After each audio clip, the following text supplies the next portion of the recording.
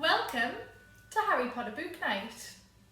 Here at Preston Park Museum and Grounds, we are delighted to be celebrating this magical series with Stockton Borough Libraries.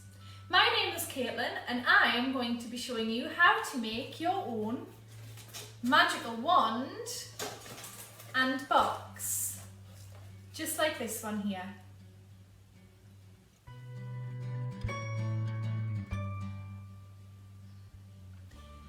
There are 2 steps to the craft I'm going to show you today. The first step is making your magic wand. Now you've got 2 options for this. One way you could make a wand is by going outside and finding some interesting twigs. You could even paint them to make them look more magical, and that could be your wand. Or you could do what I have done. I got a plain piece of white paper, rolled it up and secured it with a little bit of glue.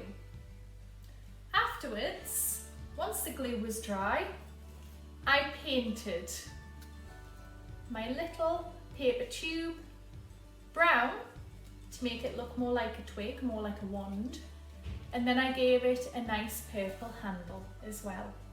You could do that using paint, or you could use pens, crayons or pencils if you wanted to. The next step in the craft is making your wand box. Now I've made my wand box using an old shoebox.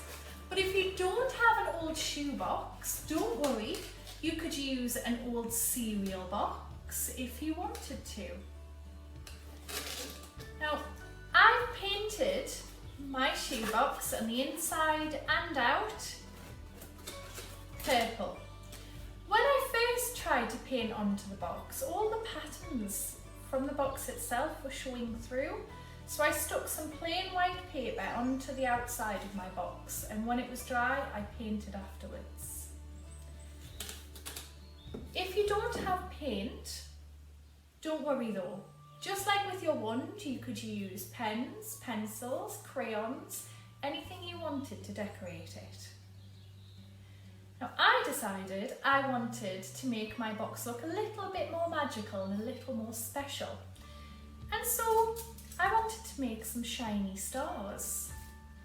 I went to my kitchen cupboard and I got some tin foil and I cut some stars out and then stuck them onto my box. You could use any magical shape you wanted to though, and if you don't have tin foil, don't worry. You could draw straight onto your box, maybe draw some magical creatures if you wanted to, or some patterns. Or you could even use old wrapping paper you don't need anymore.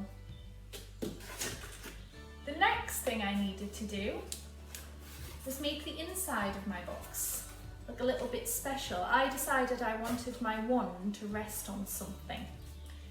So I found an old floaty scarf to put inside my box, and then I could place my wand on top of it. But if you don't have any old scarves, you could perhaps use an old t-shirt that's not needed anymore, fold it up and pop it in your box and use it as a cushion. You could shred up some pieces of paper or card and maybe pop them in your box for your wand to sit on as a cushion instead. The important thing to remember is that this is your wand and your wand box. It doesn't have to look like mine. You can make it look however you want it to because it's personal to you. Have fun and be creative.